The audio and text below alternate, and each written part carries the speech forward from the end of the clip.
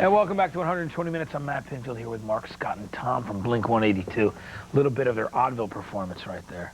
That was a fun show to do, right? Yeah, time there? It was fun. It's good to have a live, live music thing going on again here on the channel, that's for sure. Totally. You're from the San Diego area, and besides bands like, Rocket from the Crypt scene and, J.O., and there's been a lot of different bands on there. There's quite a good ska, core, and punk scene down there as well, right? I mean, let's talk a bit about the scene you come out of there, some of the other bands. Yeah, it's really good. There's a lot of bands that have come out of San Diego recently. Unwritten Law, obviously good friends of ours from Poway, and Bucko 9 came out of the same area, and Fluff, and it's just really supportive scene down there. The kids are really into the music and support the bands. And there's a lot of bands coming up through high school that are just getting their start that are really good.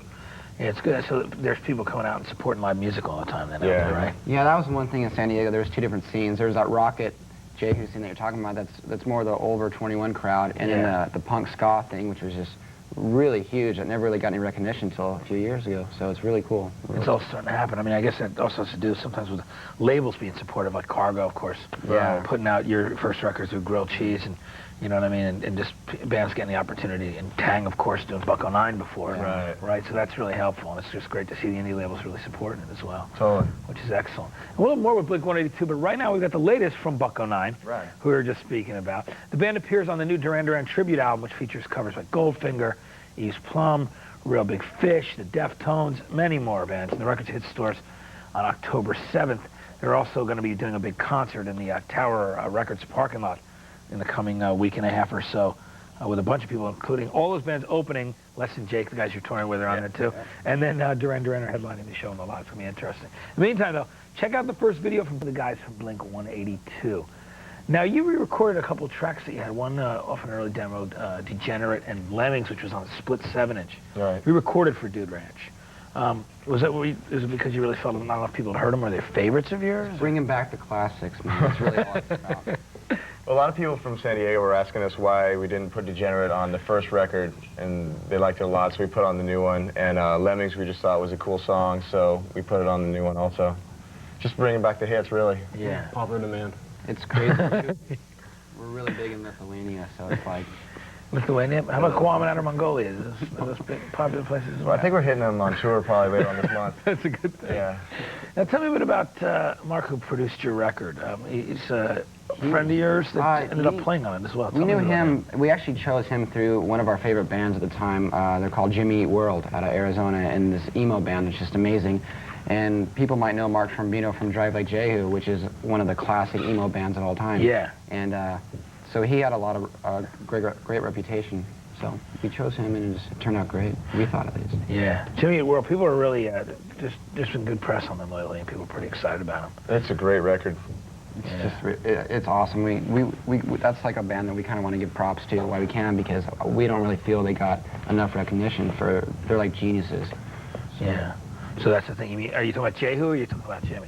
Jimmy. Jehu's the same way, but for our taste, we're more into the Jimmy Eat World. Right, the emo core thing, and yeah, that's great. Well, excellent. We'll be back with Blink-182 in just a bit. Until then, check out the top 10 singles in alternative music this week.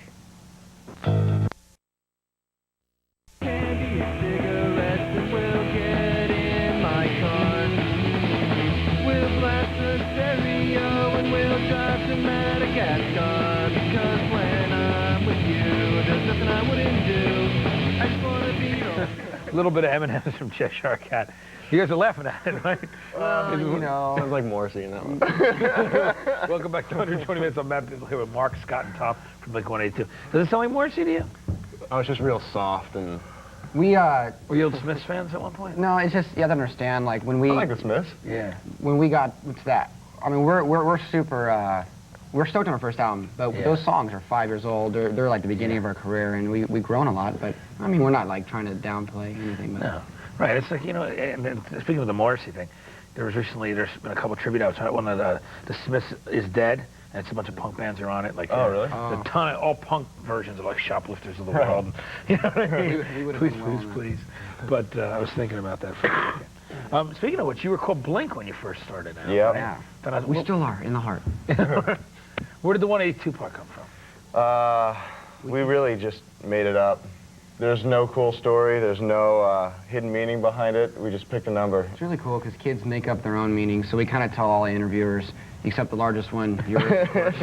That we tell people that we can't say what the real meaning is, and they come up with some pretty crafty little meanings for it. Yeah, there's been some really strange ones. Yeah, when you someone comes up with one that you really like, then you can just adapt it. Yeah, right. That's what we're waiting. It's like we're taking. It's the best way to go. Now, tell me a bit about Darren. It's Darren Doan, is that how? Darren Doan. Who directed the video for Damn It. Now, he's also worked with like Voodoo Glow Skull, so I really like. And Pennywise. Pennywise, MXPX. Yeah. How did you hook up with him? Was he a friend or just? Well, yeah, he did a lot of punk bands. Like all those bands, 10 Foot Pole. We saw him.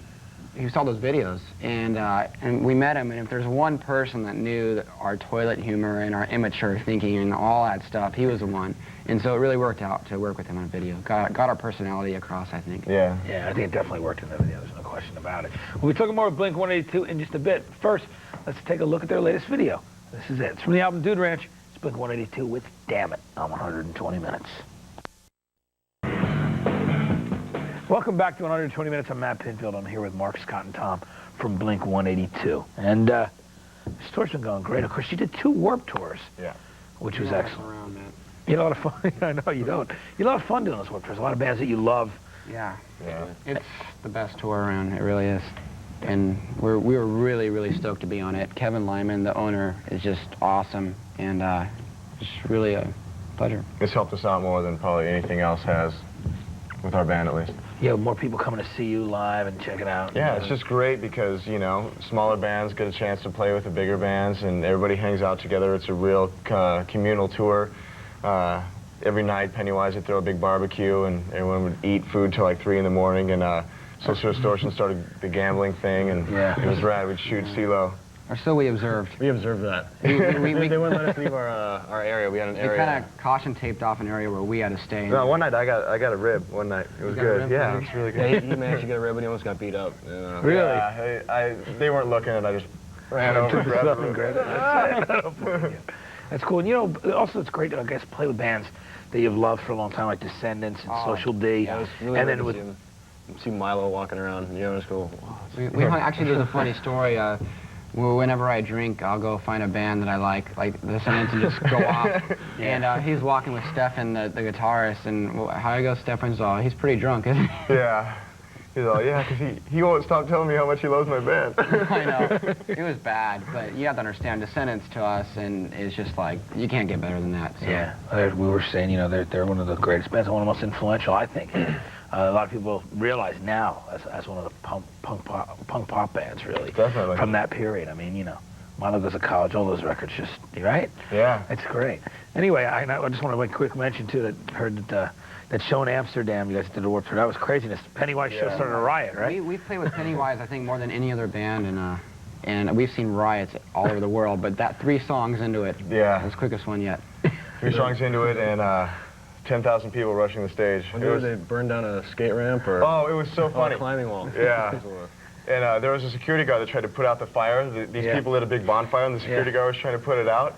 And like 300 kids just started heckling the guy, and he tried to walk off through the crowd, and they were just walking after him, chanting and heckling him the whole way and throwing ice and food at him, and he walked all around the whole venue, this huge outdoor festival. It was so It's funny. amazing starting his own parade. Yeah. Right? Listen, I want to thank you guys for coming by the way. Thanks a lot. You know, it's great to have you here. Definitely pick up Blink-182's new album, Dude Ranch, as well as their debut, Cheshire Cat, and you can check them out on the Race Around Uranus tour with Less Than Jake. And right now, let's check out the latest video from Bjork, which was directed by Michel Gondry, who also did Human Behaviors. Always does amazing videos, this guy. Anyway, from the album...